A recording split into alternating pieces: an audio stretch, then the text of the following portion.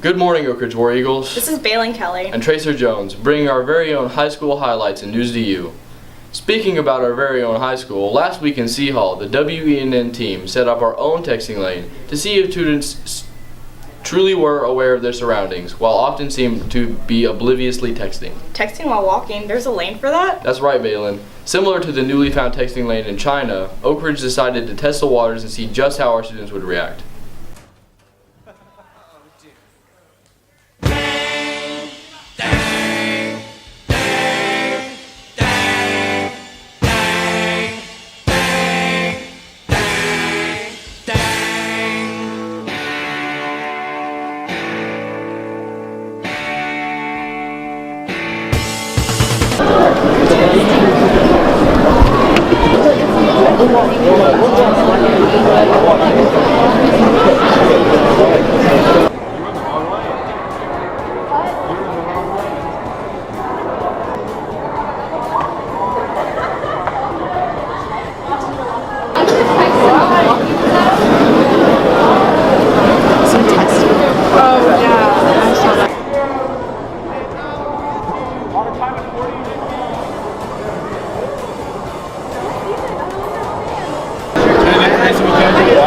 Why are they doing something like this? Just walk on far away.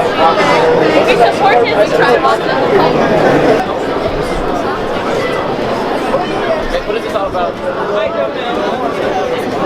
Not a clue. No. When is this way?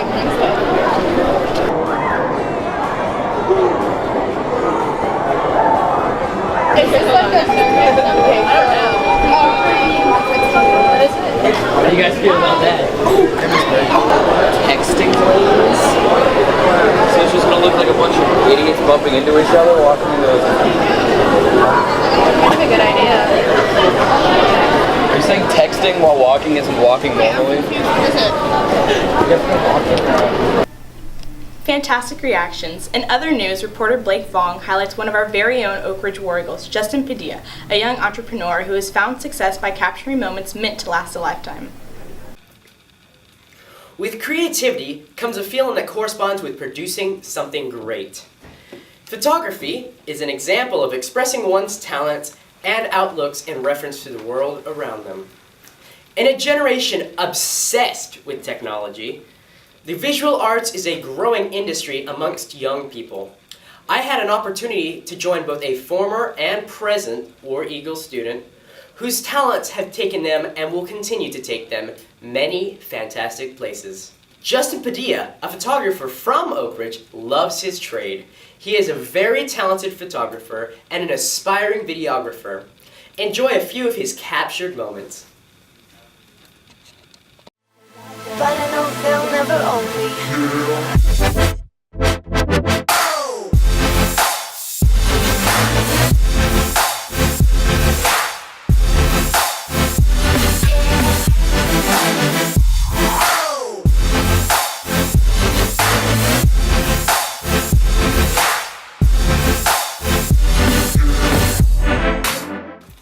Nadine Burns, a former Oak Ridge student, has furthered her career in the visual arts and is now an aspiring entrepreneur. She is always in search of new inspirations and utilizes her keen sense of observation to discover visual perfection in everything. Here are some photos of our adventures.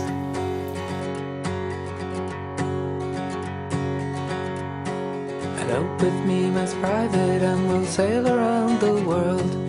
I will be your Ferdinand, and you my wayward girl. How many nights of talking in hotel rooms can you take? How many nights of limping round on pagan holidays? Oh, elope with me in private, and we'll set something ablaze, a trail for the devil to erase. Beauty is in the lens of the beholder. After all, it's not the camera that's creative, it's the artist behind it. Until next time, keep it classy, Oak Ridge. Sensational example to remind our viewers of the importance of passion in one's profession. You really are able to make a living loving what you do. Now we turn it over to the political commentator, Zach Burkey, with the latest injustice news. Justice is defined by Black Law's dictionary as the constant and perpetual disposition to render every man his due. Today we ask, does this definition of justice remain true? And we turn to two young men for the answer, which was recently featured in the Houston Chronicle's March 3rd article entitled, Upping Juvenile Crime Age to 18 May Be Texas Non-Starter. When Jason Wang, 15, and Johnny Trong, 17, dressed as utility workers and held a Dallas homeowner under gunpoint, both were charged with the same crime. However, due to their age at the time of the event, the verdicts were completely different. Mr. Wang was 15 and entered a juvenile lockup facility where he took classes that eventually helped him earn a college scholarship, while Mr. Trong was 17 and entered an adult facility where little effort was spent to turn his life around. Since 1918, Texas has charged 17-year-olds as adults, and more states begin to follow Texas's lead to address significant jump in youth crime during the 80s. However, as the stats for youth crime began to decrease, some states experienced a change of heart. According to the Houston Chronicle, there are currently 41 states which automatically treat those younger than 18 who are accused of crimes as juveniles, although a judge may decide in certain cases that a minor should be charged as an adult. The side effects of youthful crime goes beyond the cell of the jail, and statistics reveal that youth in adult prisons are often placed in solitary confinement, which leads to the irreparable harm of their mental health, and they are 36 times more likely to commit suicide in an adult facility than a juvenile facility. According to Jailing Juveniles, Dangers of Incarcerating Youth in Adult Jails in America. Are juveniles receiving their due justice? Is the system as just as we thought? Both Mr. Wang and Mr. Trong, they agree that a time of change has arrived. Wang, now a 25-year-old business owner, stated that he was transformed from a troubled kid into a responsible young adult, and he went to attend college and earn a degree. Trong, a 27-year-old, states, now a finance and accounting degree, along with a robbery charge. Our country is synonymous with the ring of freedom and true justice. But has liberty's bell pitch been long out of tune and simply in need of an adjustment? Just as out of tune and ill-adjusted as the very justice system it made? Something in justice is just a claim, and as you know, not all claims are true. Riveting reality, thank you, Zach. Next in line is Brianna Garza, who along with the other WENN team members brought part 1 of a series which looks into the psychology of an individual suffering from depression, in the Big D. You don't know true pain. What's wrong with you? Why are you always so quiet? You have nothing to be sad about. Why are you trying to get attention? Why don't you ever talk to anyone? Why are you always so quiet? Why are you trying to get attention? Why are you trying to get attention? You have nothing to be sad about. What's wrong with you? Why are you trying to get attention? Why are you still in bed? Are you being bullied? You just sit in your room in the dark thinking about all the bad things that could happen.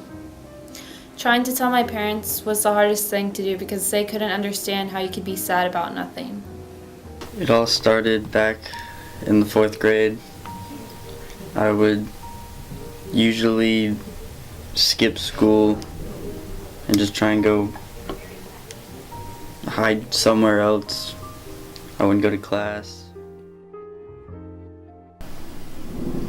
Most informative and enlightening. Finally, as we close out the show, Samantha Johnson reports on how the German town of Augsburg is accommodating the huge influx of asylum seekers. Viewers will want to hear this. Samantha? Good morning, Samantha Johnson bringing the world news to you. The 70th anniversary of the liberation of the Nazi death camp Auschwitz sparked up a great deal of conversation in the German town of Augsburg. The German town of Augsburg has given new meaning to the repurposing for a second time. With the significant increase of asylum seekers, a branch of the former concentration camp in Dachau, Germany will be the new home to laborer refugees, as they move into the former Buchenwald concentration camp for a second time. The first time, Buchenwald was used to house refugees nearly 2 decades ago. The Washington Post's Rick Nowak stated, "The town officials were faced with no short-term alternatives, as many as Germany continues to see an influx of asylum seekers. The Washington Post's Rick Nowak stated, "The town officials were faced with no short-term alternatives as Germany continues to see an influx of asylum seekers." Tweet #LaborRefugees and let us know what you think.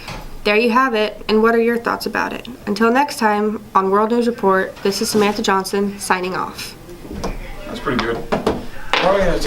This is Valen Kelly. And Tracer Jones. Closing out the show for the day, be sure to tune in next time to WENN for the latest in War Eagle news.